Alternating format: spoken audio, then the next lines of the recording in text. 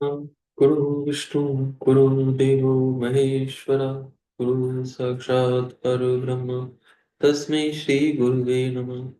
त्वमेव माता च पिता त्वमेव त्वमेव बन्धु च सखा त्वमेव त्वमेव विद्या द्रविणं त्वमेव त्वमेव सर्वं मम देव देव।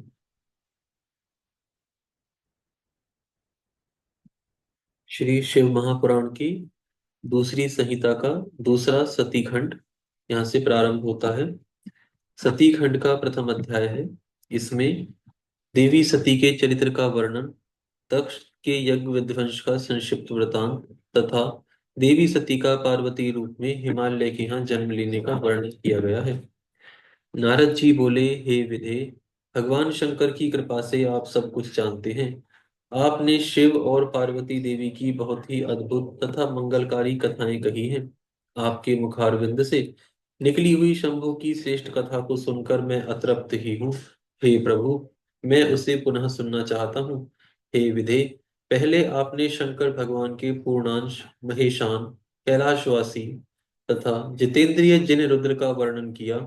वे योगी जितेंद्रिय विष्णु आदि सभी देवताओं के सेवा के योग्य संतों की परम गति, निर्विकार महाप्रभु निर्द्वंद होकर सदैव क्रीड़ा करते रहते थे। विष्णु भगवान की प्रार्थना से प्रसन्न होकर वे मंगलमयी परम परम तपस्विनी तथा श्रेष्ठ स्त्री से विवाह करके गृहस्थ बन गए। सर्वप्रथम वे शिवा दक्ष पुत्री हुई और तत्पश्चात पर्वतराज हिमालय की कन्या पार्वती के रूप में उन्होंने जन्म लिया। एक ही शरीर से वे दोनों की कन्या किस प्रकार मानी गई? वे सती पुनः पार्वती होकर भगवान शिव को कैसे प्राप्त हुई? हे ब्राह्मण, यह सब तथा अन्य बातों को भी आप कृपा करके बताएं। श्री सूत जी बोले, शिव भक्त देवर्षि नारद के इस वचन को सुनकर मन से अत्यंत प्रसन्न होकर ब्रह्मा जी कहने लगे। ब्रह्मा जी बोले, हे तात, हे मुनि श्रेष्ठ, सुनिए। अब मैं शिव की मंगलकारिणी कथा कह रहा हूँ, जिसको सुनकर जन्म सफल हो जाता है, इसमें संशय नहीं है। हे तात, पुराने समय की बात है, अपनी संध्या नामक पुत्री को देखकर पुत्रों सहित मैं कामदेव के बाणों से पीड़ित होकर विकारग्रस्त हो गया। हे तात, उस समय धर्म के द्वारा स्मरण किए गए महायोगी और महाप्रभु रुद्र पुत्रों सहित मुझे धिक्कार कर अपने घर से चले गए। जिनकी माया से मोहित हुआ मैं वेद वेद वेद वक्ता होने पर भी मूढ़ बुद्धि वाला हो गया। उन्हीं परमेश्वर शंकर के साथ में अकर्णीय कार्य करने लगा। शिव की माया से मोहित हुआ मैं मूढ़ अपने पुत्रों के सहित ईर्ष्यावश उन्हीं को मोहित करने के लिए अनेक उपाय करने लगा। हे मुनीश्वर, उन परमेश्वर शिव के ऊपर किए गए मेरे तथा मेरे उन पुत्रों के सभी उपाय निष्फल हो गए। तब अपने पुत्रों सहित उपायों को करने में विफल हुए मैंने लक्ष्मीपति विष्णु का स्मरण किया। शिव भक्ति परायण तथा श्रेष्ठ बुद्धि वाले भगवान विष्णु ने आकर मुझे समझाया। शिव तत्व को भली भांति जानने वाले भगवान रमापति के द्वारा समझाए जाने पर भी विमोहित मैं अपनी ईर्ष्या और हठ को नहीं छोड़ सका। तब मैंने शक्ति की सेवा कर उन्हें प्रसन्न किया। उनकी ही कृपा से शिव को मोहित करने के लिए अपने पुत्र दक्ष से वीरण की कन्या असुरवनी के गर्भ से कन्या को उत्पन्न कराया। अपने भक्तों का हित करने वाली वही उमा दक्ष पुत्री नाम से प्रसिद्ध होकर दुस्सह तप करके अपने दृढ़ भक्ति से रुद्र की पत्नी हो गई। विकार रहित बुद्धि वाले वे प्रभु रुद्र अपने विवाह काल में मुझे मोहित कर उमा के साथ गृहस्थ होकर उत्तम लीला करने लगे। उमा देवी के साथ विवाह कर संतान उत्पन्न करने की इच्छा से अपने कैलाश पर्वत पर आकर स्वेच्छा से शरीर धारण करने वाले तथा सदा स्वतंत्र रहने वाले सदाशिव अत्यंत विमोहित होकर उनके साथ रमण करने लगे। हे मुनि, उनके साथ विहार करते हुए निर्विकार शिव वह सुखकारी बहुत सा समय बीत गया। तदनंतर किसी निज इच्छा के कारण रुद्र की दक्ष से स्पर्धा हो गई। उस समय शिव की माया से दक्ष मोह से ग्रस्त महामूढ़ और अहंकार से युक्त हो गए। उनके ही प्रभाव से महान अहंकारी मूढ़ बुद्धि तथा अत्यंत विमोहित हुए वह दक्ष उन्हीं महाशांत तथा निर्विकार भगवान हर की निंदा करने लगे। तदनंतर गर्भ में भरे हुए सर्वधीप दक्ष ने मुझे, विष्णु को तथा सभी देवताओं को बुलाकर, किंतु शिव जी को बिना बुलाए ही स्वयं यज्ञ कर डाला। किसी कारणवश रुद्र पर असंतुष्ट, क्रोध से भरे हुए उन दक्ष प्रजापति ने उन्हें उस यज्ञ में नहीं बुलाया, और दुर्भाग्यवश न तो उन्होंने अपनी पुत्री को ही उस यज्ञ में सम्मिलित होने के लिए आहूत किया। जब माया से मोहित चित्त वाले दक्ष प्रजापति ने शिवा को यज्ञ में आमंत्रित किया, तो ज्ञान स्वरूपा उन महासाध्वी ने अपनी लीला प्रारंभ की। वे शिव जी की आज्ञा प्राप्त कर गर्वयुक्त दक्ष के द्वारा आमंत्रित न होने पर भी अपने पिता दक्ष के घर पहुंच गईं। उन देवी ने यज्ञ में रुद्र के भाग को न देखकर और अपने पिता से अपमानित होकर वहां उपस्थित सभी की निंदा करके योगाग्नि से अपने शरीर को त्याग दिया। यह सुनकर देव देवेश्वर रुद्र ने दुस्सह क्रोध करके अपनी महान जटा उखाड़कर वीरभद्र को उत्पन्न किया। गणों सहित उसे उत्पन्न करके मैं क्या करूं ऐसा कहते हुए उस वीरभद्र को भगवान शिव ने आज्ञा दी कि हे वीरभद्र, दक्ष के यज्ञ में आए हुए सभी का अपमान करते हुए तुम यज्ञ का विध्वंस करो। शिव जी की इस आज्ञा को पाकर महाबलवान तथा महापराक्रमी वह गणेश्वर वीरभद्र अपनी बहुत सी सेना लेकर यज्ञ विध्वंस के लिए वहां शीघ्र ही पहुंचे। उनकी आज्ञा से उन गणों ने वहां महान उपद्रव प्रारंभ किया। उन वीरभद्र ने सबको दंडित किया, दंड पाने से कोई भी ना बच सका। वीरभद्र ने देवताओं के साथ विष्णु भगवान को भी जीतकर दक्ष का सिर काट लिया और उस सिर को अग्नि में हवन कर दिया। इस प्रकार महान उपद्रव करते हुए उन्होंने यज्ञ को विनष्ट कर दिया। तत्पश्चात वह कैलाश पर गए और उन्होंने भगवान शिव को प्रणाम किया। इस प्रकार यज्ञ का विध्वंस हो गया। देवताओं के देखते देखते रुद्र के अनुचर वीरभद्र आदि ने यज्ञ को विनष्ट कर दिया। हे मुनि, श्रुतियों तथा स्मृतियों से प्रतिपादित यह नीति जान लेनी चाहिए कि श्रेष्ठ प्रभु प्रभु रुद्र के रुष्ट हो जाने पर लोक में सुख कैसे हो सकता है। उसके बाद सभी देवताओं ने यज्ञ की पूर्णता के लिए भगवान रुद्र की स्तुति की। उस उत्तम स्तुति को सुनकर रुद्र प्रसन्न हो गए। उन दीन वत्सल भगवान रुद्र ने सबकी प्रार्थना को सफल बना दिया। अनेक प्रकार की लीला करने वाले महात्मा शंकर महेश ने पूर्ववत कृपालुता की। उन्होंने दक्ष प्रजापति को जीवित कर दिया और सभी लोगों का सत्कार किया। तदुपरांत कृपालु शंकर ने दक्ष से पुनः यज्ञ कराया। हे मुनि, उस यज्ञ में भगवान विष्णु आदि सभी देवताओं ने बड़ी प्रसन्नता से भक्ति के साथ रुद्र का विशेष रूप से पूजन किया। देवी सती के शरीर से उत्पन्न तथा सभी लोगों को सुख देने वाली वह ज्वाला पर्वत पर गिरी। वह लोगों के द्वारा पूजित होने पर सुख प्रदान करती है। ज्वालामुखी के नाम से प्रसिद्ध वह परमा देवी कामनाओं को पूर्ण करने वाली तथा दर्शन से समस्त पापों को विनष्ट करने वाली हैं। संपूर्ण कामनाओं के फल की प्राप्ति हेतु लोग इस समय अनेकों विधि विधानों से महोत्सव पूर्वक उनकी पूजा करते हैं। तदनंतर वे सती देवी हिमालय की पुत्री के रूप में उत्पन्न हुई। तब उनका नाम पार्वती इस नाम से विख्यात हुआ।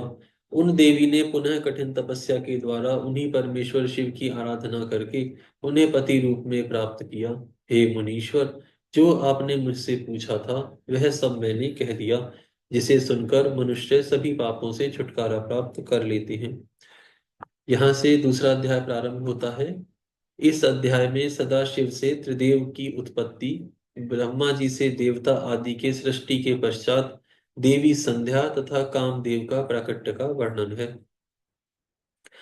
सूत जी बोले, हे नेमि शरण निवासी मुनियों, ब्रह्मा के इस वचन को सुनकर नारद ने पुनः पापों को नष्ट करने वाली कथा पूछी। नारद जी बोले, हे विधे, हे विधे, हे महाभाग, हे महाप्रभु, आपके मुख कमल से कही जाने वाली कल्याणकारिणी कथा को सुनकर मैं तृप्त नहीं हो पा रहा हूँ। हे विश्वस्त्रष्टा, सती की कीर्ति से युक्त शिव जी के कल्याणमयी तथा दिव्य उस संपूर्ण चरित्र को कहिए, मैं उसे सुनना चाहता हूँ। दक्ष की अनेक पत्नियों में से शोभामयी सती किस प्रकार उत्पन्न हुई और हर ने किस प्रकार स्त्री से विवाह करने का विचार किया। पूर्व काल में सती ने दक्ष पर क्रोध से किस प्रकार अपने शरीर का त्याग किया, पुनः किस प्रकार हिमालय की कन्या पार्वती हुई और किस प्रकार से प्रकाश में आई। देवी पार्वती का कठोर तप तथा उनके विवाह किस प्रकार हुआ, फिर वे कामदेव का नाश करने वाले शिव की अर्धांगिनी कैसे हुई। हे महामती, इन सब बातों को आप विस्तार के साथ कहिए। आपके समान संशयों को दूर करने वाला कोई दूसरा कोई नहीं है, ना कोई होगा। ब्रह्मा जी बोले, हे मुनि, शिव तथा सती के परम पावन दिव्य एवं गुह्य से गुह्यतम तथा परम कल्याणकारी चरित्र को सुनिए। हे मुनि, पूर्व काल में परोपकार के लिए विष्णु द्वारा महान भक्ति से पूछे जाने पर शिव जी ने भक्त वर विष्णु से इसका वर्णन किया था। हे मुनि श्रेष्ठ, उसके बाद मैंने भी यह कथा शिव भक्तों में श्रेष्ठ बुद्धिमान भगवान विष्णु से पूछी। तब उन्होंने प्रीतिपूर्वक विस्तार से मुझसे कहा था। मैं सभी कामनाओं का फल प्रदान करने वाली एवं भगवान शिव के यश से युक्त उस प्राचीन कथा को आपसे कहूंगा। पहले भगवान शिव निर्गुण, निर्विकल्प, रूपहीन, शक्ति से रहित, चिन्ह मात्र एवं सत असत से परे थे। फिर वे प्रभु सगुण, विरूप, शक्तिमान, उमा सहित दिव्य आकृति वाले, विकार रहित तथा परात्पर हो गए। हे मुनि सत्तम, उनके वामांग से विष्णु, दक्षिणांग से ब्रह्मा तथा हृदय से रुद्र की उत्पत्ति हुई। मैं ब्रह्मा सृष्टि करने वाला और विष्णु पालन करने वाले तथा रुद्र स्वयं लय करने वाले हुए। इस प्रकार सदाशिव के तीन रूप हुए।